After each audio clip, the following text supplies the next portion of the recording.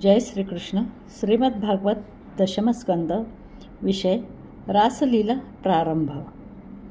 भगवान पिता रात्रिः शरदोल्फुल्लमल्लिका विक्षरन्तु मनश्चक्रे योगमायामुपाश्रितः. शरद ऋतूतील पौर्णिमेची रात्र होती. अनेक प्रकारची सुगंधी फुले उमलली होती. ते पाहून भगवंतांनी योगमायेचा आश्रय करून रासक्रीडा करण्याचा संकल्प केला. मग काय झाले तर भगवंतांनी बासरी वाजवली. तो बासरीचा स्वर मनातील कामना उद्दीपित करणारा होता. याचे कारण काय? भगवंतांची कामदेवाशी लागलेली पैज. श्रीकृष्णाचे त्यावेळेसचे वय फक्त 7 वर्षाचे होते हे लक्षात असू द्यावे. त्यांनी जेव्हा हे सूर छेडले तेव्हा गोपिका घरकाम करण्यात दंग होत्या. त्यांनी सर्व काही जिथल्या तिथेच थांबवले.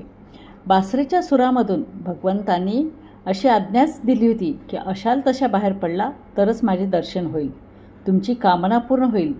हे शब्द सगळ्यांच्या कानी घुमत होते आणि बासरी वाजली. सगळ्यांनी ती ऐकली. त्या एकमेकीला बोलवत बसल्याच नाही. आणि ज्यावेळेस बासरी वाजली त्यावेळेस सगळ्या स्त्रिया, सगळ्या गोपिका घरकाम करण्यात दंग होत्या. काही जण गोदोहन करीत होत्या, ते त्यांनी सोडले आणि धावत निघाल्या. काही जण आपल्या बालकांना निजवत होत्या. काही जण पतिसेवा करीत होत्या. काही जण आपल्या पतीला जेवायला वाढत होत्या, तर काही जण सकाळी उशीर होऊ नये म्हणून रात्रीच्याच वेळी जमीन शेणाने सारवीत होत्या. त्या जशा होत्या त्या स्थितीत धावत सुटल्या. त्यांना त्याचे भानही नव्हते. जणू काही बासरीची तान ऐकून त्या वेडावल्या होत्या. त्या जात होत्या याचेही त्यांना भान नव्हते. यातील सत्य असे की कृष्णगृहीत मानसाहा, श्यामसुंदरांनी ज्याचे मन आधीच आपल्या अधीन करून घेतले, विक्षरंतु मनश्चक्रे योगमायामुपाश्रिताः. भगवंतांनी सृष्टी सौंदर्याचे वीक्षण केले, त्याचप्रमाणे वृंदावनाचे वीक्षण केले. भगवंतांनी आपल्या ठिकाणी असणाऱ्या योगमायेचे साह्य घेतले. योगमाया भगवंताच्या अचिंत्य शक्तीचे नाव आहे, म्हणजेच चिंतन न करता येणाऱ्या शक्ती. भगवंतापासून विलग असलेल्या संसारी जीवांना भगवंताच्या बरोबर योग करण्यासाठी भगवंताच्या हृदयात जी कृपा असते तिचेच नाव योगमाया आहे. भगवंतांनी श्रीकृष्णाने आपल्याला बोलवलं आहे हीच भावना त्यांना खूप उद्दीपित करत होती. त्या उत्साहात त्या स्वतःचं प्रेझेंटेशन तर करावंच लागतं ना. आता मी तुम्हाला आजच्या भाषेत सांगते की त्यांना स्वतःला सुंदर छान दिसायचं होतं, म्हणून त्यांनी नट्टापट्टा केला. आता त्यांनी तो नट्टापट्टा कसा केला असेल तर त्यांनी डोळ्यात कुंकू घातले आणि कपाळी काजळ फासले. तिने डोळ्यात कुंकू घातले आणि कपाळी काजळ फासले. कुंज वनात हरिहा जाई, गोपिकांची कितीही घाई. तिने पायात वाकी घातली आणि दंडात साखळी ल्याली. तिने नाकात बाळी घातली, तिने केसात नथ खोली. तिने शिंक्यात मूल ठेविले आणि दहीघट घेतले कडेवरी. लांब कोठेतरी वाजे बासरी, कानी येताच वृत्ती बावरी. कुंज वनात हरिहा जाई, गोपिकांची कितीही घाई. देहभान विसरल्यामुळे कर्म सगळे उलटे सुलटे झाले. अंतरीची ओढ श्रीकृष्ण दर्शनाची होती. त्यांना घरात अटकाव झाला नाही का? पण त्या अटकावांना न जुमानता सगळ्या बाहेर पडल्या. ज्यांना कोंडून ठेवले होते बाहेर सोडलेच नाही. त्यांनी घरातच डोळे बंद करून कृष्णाचे ध्यान सुरू केले.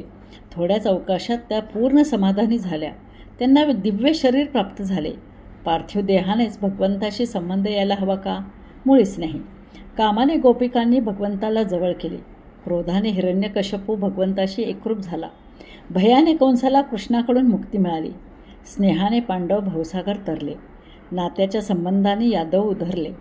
भक्तीने तर कित्येकांना भगवंताला बांधूनच टाकले. तात्पर्य काय? भाव कोणताही असो, भगवंताचे चिंतन सतत चालू असले तर वृत्ती भगवन्मय होतात. जीवाला भगवंताची प्राप्ती होते. घाई गर्दीने आलेल्या गोपींना कृष्णाने पाहिले.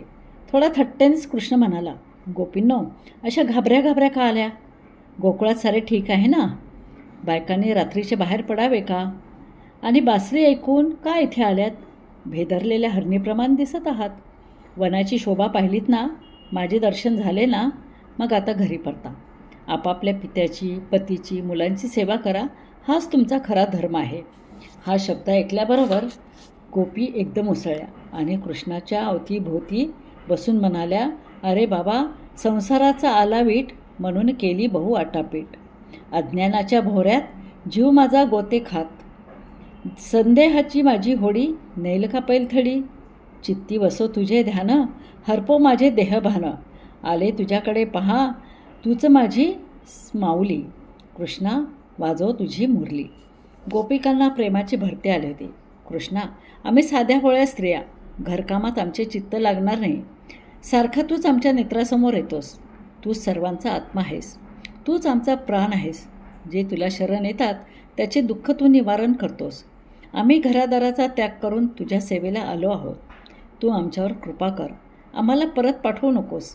कृष्णाने त्यांचा समर्पित भाव पाहिला. प्रत्येक गोपीबरोबर एक एक कृष्ण अशी योजना आखली. आपण मूळ रूपात बासरी वाजवत राहिला. गोपींना कृष्ण आपलाच झाला आहे असे वाटू लागले. खूप खेळल्या, नाचल्या, थोडा गर्वही झाला. म्हणून कृष्णाने परमलीला दाखवली. एकाएकी गुप्त झाला. गोपींना आश्चर्य तर वाटलेच, पण खेदही झाला. आता कृष्णाशिवाय क्षणभरही त्यांना चैन पडेना. कोणी आपणच कृष्ण बनल्या आणि सख्यांशी खेळू लागल्या. अंतर्यामी श्रीकृष्ण झालेल्या गोपी, पण त्यांना बाहेरकारी कृष्ण दिसेना. वेडं लागायची वेळ आली. वनात वृक्षांना, वेलींना आमचा कृष्ण पाहिला का हो म्हणून विचारू लागल्या. नाना तऱ्हेचे कृष्णलीला आठवू लागल्या. वनावनातून त्या हिंडू लागल्या. झाडे झुडपांना कवटाळू लागल्या. कोठे कोठे कृष्णाची पदचिन्हे दिसली, तशीच मोठे पायाचे ठसे पण दिसले. तेव्हा त्यांना शंका आली, कृष्ण एकट्या राधेबरोबर गेलेला दिसतोय. कोठे तो सापडेल? थोडे अंतर केल्यावर मोठी पावले दिसेनात. तेव्हा पुन्हा तर्क बदलला. कृष्णाने तिला खांद्यावर तर घेतले नसेल ना?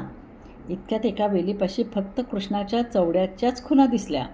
वेलीकडे पाहताच एकाच भागाची बरीचशी फुले कमी झालेली दिसली. पुन्हा तर्क केला. येथे टाचा उंच करून त्यांनी फुले तोडलेली दिसतात. बहुतेक ती राधेच्या वेणीतच घालण्याकरता असतील. खरीच भाग्यवान आहे राधा, नाहीतर आम्ही दुर्भागी वनवन करत फिरतच बसलो. अशात पुढे गेल्यावर एका खडकावर एक गोपी रडत होती. तिची विचारपूस केली. तिने रडतच सांगितले, अगदी जवळ आलेला कृष्ण मीच माझ्या कर्माने दवडला. पारखे झाले त्याला. माझे पाय दमले. मी सहज त्याला खांद्यावर घे म्हटलं. तो हो म्हणाला. मला उंचावर उभी करून तो जरासा वाकला. बैस माझ्या खांद्यावर पाय सोडून असे म्हणताच मी बसायला म्हणून पाय उचलले तर तो अदृश्यच झालं. सगळ्याच समदुःखी. पुन्हा एकदा सगळ्या एकत्र आल्या आणि श्रीकृष्ण गाणी गाऊ लागल्या. त्यांचा अंतरीचा भाव पक्का आहे असे पाहून कृष्ण प्रगटला. सर्वांना प्राणच आल्यासारखे वाटले. कृष्ण म्हणाला, सख्यांनो, प्रेम करणाऱ्यावर जो प्रेम करतो त्यात जिव्हाळा नसतो, देवाणघेवाण असते. माता, पिता आणि सज्जन यांचे प्रेम निर्व्याज्य असते. काही जण तर प्रेम करणाऱ्यावरही प्रेम करत नाहीत. मी तुमची परीक्षा पाहिली. तुमची मनोवृत्ती मला टाकून कोठेच जाणार नाही. मी तुमचा चिरंतन ऋणी आहे. धन्य त्या गोपी, धन्य त्यांचे कृष्णमय जीवन. कृष्ण पूर्ण काम. त्याची ही लीला धर्माचे उल्लंघन करणारी नाहीच आहे. अग्नी अभक्ष भक्षण करतो, पण त्या भक्षाला आपल्याशी एकरूप करून घेतो. अग्नी पवित्र राहतो, म्हणून तो अभक्षणाचा दोष राहत नाही. सूर्य सर्व जगाला प्रकाश देतो. त्याच्या प्रकाशात अकृत्य करणाऱ्याचा दोष त्याला लागत नाही. कारण प्रकाश देणे हे काम अनासक्ती योगच करते. एका भगवंताशी चित्तवृत्ती जळल्याने सर्वत्र पाहण्याची शक्ती गोपिकांना लाभली. कृष्णाचा निरोप घेऊन त्या प्रसन्न चित्ताने घरी परतल्या. हा आनंद केवळ आयुष्यभर पुरला इतकेच नव्हे, तो उरला म्हणूनच त्या मुक्त झाल्या. धन्य त्या गोपी आणि धन्य त्यांची भक्ती. गोपाल कृष्ण भगवान की जय.